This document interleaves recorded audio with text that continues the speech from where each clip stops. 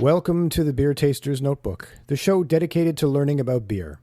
I'm Jonathan Thompson, advanced cicerone, beer judge, home brewer, and beer writer. Welcome back to the Beer Taster's Notebook, episode 18. So I decided to do hops before yeast. I think it just kind of sticks with our timeline that we've sort of fallen into. And so hops are, of course, the primary bittering agent in beer, but they're also a lot more. And so they contribute some antimicrobial properties, which of course increases the shelf life of the beer. And then, which is something that's being showcased more than ever, they contribute a seemingly infinite array of flavor and aromas. Okay, so let's start with a bit of history of the hop first. And so back in the day of the Holy Roman Empire, beer was being bittered by something they called gruit. And gruit's kind of a mix of stuff, a lot of which we don't really know, or at least we're not sure. I mean, I guess at the very least, we don't have precise recipes, so there's not a high level of confidence as to what constituted gruit. And there probably wasn't really a standard recipe. It's kind of like we say salad, but that just means a mix of stuff. Presumably it's vegetables, but sometimes it's fruit. And I mean, if you harbor a strong dislike for humanity, Jell-O with bits of meat in it, I guess also is a salad. Anyways, gruit, it's generally agreed upon that gruit contained bog myrtle as a primary bittering ingredient, and then a whole bunch of different other herbs and spices and whatnot. And so, the odd part about all this is that if you're in what they called a Grootrecht area, and I've spent far too much time trying to solidify a map, and really to no avail, because you've got all these areas and it's not just sort of one bound area. I mean, you've got, a town that's has a Grootrecht, so you have to use gruit to bitter your beer, but then outside of that is just maybe some guy in the country who's not subject to these same rules. So it's all quite spread out, and it's kind of hard to put a pin in it. Anyways, moving on. So if you're in these areas, then you have to bitter your beer with gruit, and you have to buy gruit from whoever owns these rights. So, and it's usually the church, or they've granted those rights to somebody in the town. It's kind of a form of tax, really. Which is a consistent theme throughout the beer world, as we will see. And so outside of these areas, as I mentioned, you can kind of do whatever you want. And so basically, we probably knew about hops, but weren't really using them for quite some time. Pliny the Elder mentions hops in about 78 CE, and then no one really talks about them for some time. And then around 1822, an Albert Allhard of Corby in France mentions them and their additions to beer, but then they kind of go back into the shadows until around 1100 CE. And this is where it kind of gets important, is that there's an abbess named Hildegard von Bingen, and she set up a convent in Rupertsberg and then wrote a whole pile of texts, and in one of them, the mention of hops appears and its contribution to beer. And somehow it finally sticks. And in fact, it sticks so well that by 1156 in Augsburg, beer law is written that only water, malt, and hops can be used in brewing beer, of course. And remembering, of course, that yeast is sort of it's an unknown at this time. There's some suspicion that there's something going on, but they don't have a clue what yeast is. And then so similar statutes start arising elsewhere shortly after. And up in northern Germany, where the Hanseatic League is sort of ruling trade, brewers, first in Bremen, and then overtaken pretty quickly, by the way, by Hamburg. So they've recognized not only that the bittering qualities of hops are sort of superior to gruit, but also that they have these preservation qualities. And this, of course, means that your beer lasts longer, which expands your distribution radius, which is, of course, a positive if the goal is to expand your trade empire. And so these Grootrechts still exist all over the place, including in the Low Countries, which is modern-day Belgium, Netherlands, that area. But the hopped beer is starting to make its way there anyways. And, realizing that the whole gruit thing was kind of sliding into the end, Emperor Charles the Fourth wrote in the Novus Modus Fermentandi Cerevisium all about hops and how they could and should be used in brewing. That's the new methods for brewing beer, by the way. And so this meant that brewers in Holland, and just to a little side note here, Holland is a province in the Netherlands. It's often used interchangeably with the country, but they're not the same thing. So when we say Holland, we're speaking about that area itself, not the whole country of the Netherlands. And so brewers in Holland started using hops, and this beer made its way to Flanders and Brabant, which are in modern day Belgium. And then in turn, the Flemish brought this beer to jolly old England in the late 1400s. And of course, you'll be shocked to learn that the English rejected this at the onset, or at least where they were highly resistant. And once they finally relented, one either brewed ale without hops or beer with hops, but never both. And so you're either an ale brewer or a beer brewer, and the twain shall never meet. And the Flemings residing in England were still making most of the hop beer anyways, but eventually it started really taking hold, probably because it was actually better. And then by 1500, all beers in England were made with hops. And so that's the basic history of how we got this stuff from being ignored to being essential. But let's talk about what they actually are. And so the part that we use is essentially the flower. It's a cone, and it's called a hop cone by most. The botanical structure is referred to as a strobile, just to get everything super confusing. You know, my kids eat sherbet, and they pronounce it sherbet, and they wish it was ice cream type situation. But they grow on vines called bines, again, just to make everything confusing. And I know all this sounds made up, but it's not. And so... well, I guess they obviously were by somebody. But anyways, so a bine is a twining vine. And basically it grows in a helix around a supporting structure. And so vines themselves use tendrils to attach to stuff. So if you think about tomatoes, for example, or cucumbers, you've got these vines and they have these sort of tendrils that come out and wrap around whatever support you're using. Whereas a bine, and in the case of hops, since that's what we're talking about, they actually sort of twirl around and around and around and up the pole. I think some beans do the same sort of thing.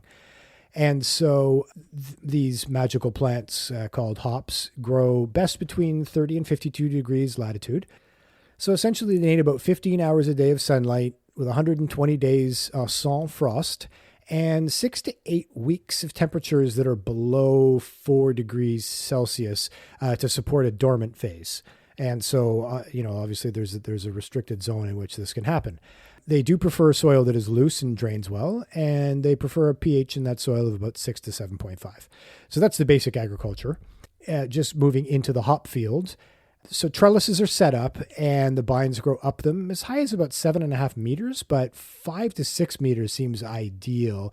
And over such height, they can then be trained to continue on horizontally. So if you can imagine, you've got sort of it would probably be a wire in most cases, but if you had a wire or a stick that goes vertically up to about 6 meters, and then there's wires attached across the top, so the vine can grow up, or the bine, I guess I should be saying, can twirl up the vertical and then go along the horizontal, and then everybody's happy. And so back to the plant itself. So we use the cones only from the females, because they're the only ones who make cones. The males make these pollen clusters, and the males are great for breeding, but the females make cones regardless. And unpollinated, without the presence of males, these cones will not contain seeds. When males are present, we get seeds, and we don't want seeds for brewing. So the hop field is a male-free zone. So much for inclusiveness in the hop field. Okay, so I guess we sort of talked about the ideal growing regions in terms of latitude, but not actually where they're grown. The U.S. is the biggest producer of hops in the world, and this is concentrated in the Pacific Northwest, and that explains the rise, of course, of West Coast IPAs. But the Yakima Valley in Washington is the dominant subregion. The Willamette Valley in Oregon sort of comes in next. Idaho is also a significant producer. And then we move over to Europe for our sort of second biggest producers, Germany and Czechia. And so the biggest in all of that is the Hallertau region in Germany. That's sort of the dominator. But behind that, there's several other regions. We can sort of get to those a bit later. But Germany and Czechia are the second biggest producers. In the UK, there's a fair amount grown. It's mostly centered around Kent, Herefordshire, and Worcestershire areas. And New Zealand and Australia are emerging players as well, with some crazy stuff too. And then China, Poland, Slovenia, South Africa, Canada, they all grow hops as well. Okay, so let's talk about the cone. So it kind of looks like a green, soft pine cone. It also kind of doesn't. Actually, I guess it kind of does. It's an easy thing to find a photo of, so I'll leave that to you to just look it up for a more accurate visual. But the cone has a stem called a strig that runs down the center, kind of like a backbone.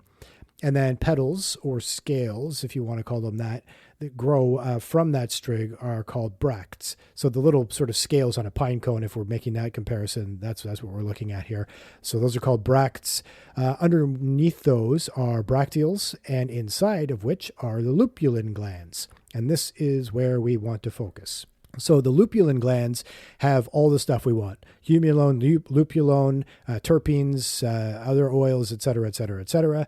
And they consist of a sticky yellow powder. And so that's lupulin. And so before we leave the field and head back to the brewery, let's just talk about pests, harvesting, packaging, et cetera, and then a little bit of biology. Actually, you know what? I think I might skip I was going to talk about why hops do what they do. It's always a reason, and it's not to make our beer taste good, unfortunately. So, but I'm going to leave that for another episode. So we're just going to stick to our knitting here. So just to talk about pests in the field. So downy mildew, powdery mildew, verticillium wilt. Those are three fungal infections that can sort of wreak havoc on the hop field. Actually, verticillium is caused by two fungi. It's sort of a condition. Hop aphids, spider mites, and the California Prianus beetle are all insect pests who can cause issues. And on top of that, there are actually some viruses that can mess with hops. Hop mosaic virus can cause weakening of the plant and therefore lower yields. Hop stunt viroid, it stunts the growth as the name would suggest, and of course that lowers alpha acids significantly. So best to avoid all these. And so if the hops manage to, and hopefully they do, and I guess they usually do, to avoid all of these issues, and we've made it to maturity, which is around 120 to 150 days.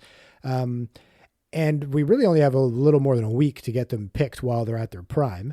And so these bines are cut down and the cones are picked, usually by a machine, but smaller operations may choose to do it by hand.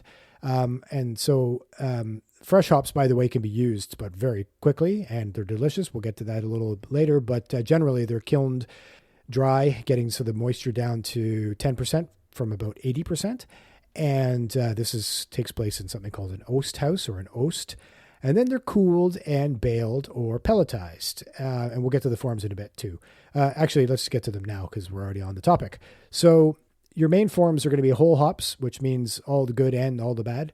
Pellets, which are compressed, ground up, and then pushed through a die. So it's kind of as they sound. They look like little bits of rabbit food. And then there's things like cryo hops, lupulin powder, and some innovative products. And so with whole hops, you get the vegetal matter, which is not necessarily something you want. It can, of course, clog things up down the road. I mean, if you get all that, it can just get in filters and whatnot. It can also impart some flavors that are not necessarily desired, and it can increase astringency a little bit. So pellets are mostly what we use. They come in several forms, but the two major ones are called T90 and T45. So the names come from the original retention rate of original material. And so, in other words, a T90 has 90% of the original cone material, and T45, even though it kind of sounds worse because it's half of 90, it's actually got higher lupulin ratio, and therefore it's got lower levels of debris, if we want to call it that. And so pellets are, as I mentioned, are very widely used. A hop plug is a compressed whole cone. So they come with some of the same challenges, of course, as a whole cone. Extracts are extracts. I guess thanks Captain Obvious for that, but they're extracts of the resin. So basically it's liquid resin. They used to use ethanol. I think there was some water extraction at one point in time, and obviously that can still be done, but carbon dioxide, in fact, supercritical carbon dioxide extraction is the generally preferred method. And I think that's one of the preferred methods for almost all extractions nowadays. But so now I think that's probably a good overview there. We can maybe move on to some of the advanced hop products. And so anyone who's had a beer that comes in a clear bottle and been drinking it out in the sun knows that skunky taste that people claim is it's a European taste, which it's not. It's called It's called skunking, and it's a fault. But I'll move on from that. And so what happens there is isoalpha acids undergo a photochemical reaction when they're exposed to UV light, and that breaks them down and allows them to then further react with sulfur products and form something called 3-MBT, 3-methyl-2-butene-1-thiol, and obviously also called skunking.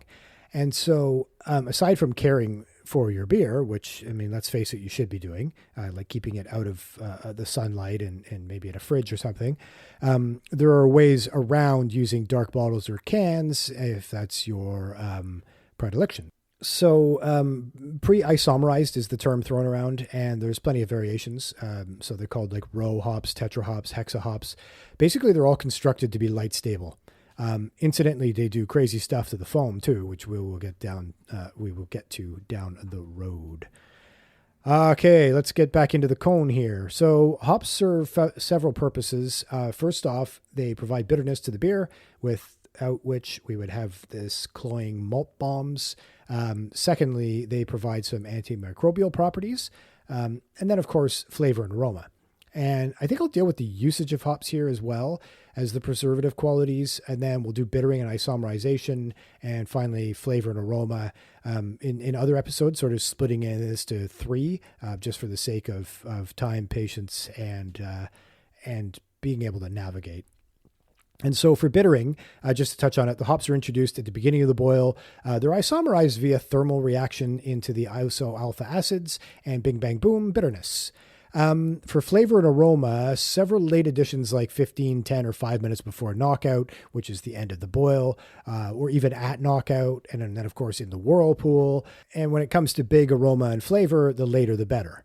Heat will help to volatilize all those wonderful aromatics that we're after. In other words, they'll just blow them off. And so obviously the colder or the later on, the better for flavor and aroma. And so throwing these things in sort of at knockout or just before is really good if we want subtle aroma, like something supportive or maybe on equal footing with the malt. I think about some sort of the continental European classics. That's where you'd want to employ this kind of method. Where it's not so good is if the hops are supposed to be the showcase. And the star of the show, right? And then that's where dry hopping really starts to come in. And this means hops going into cooled wort. So in the fermenter, often once vigorous fermentation is settled down, because all that carbon dioxide can carry those volatiles off as well. And then some other methods come into play here in various situations. Mash hopping or first wort hopping, whereby with mash hopping, hops are thrown into the mash tun.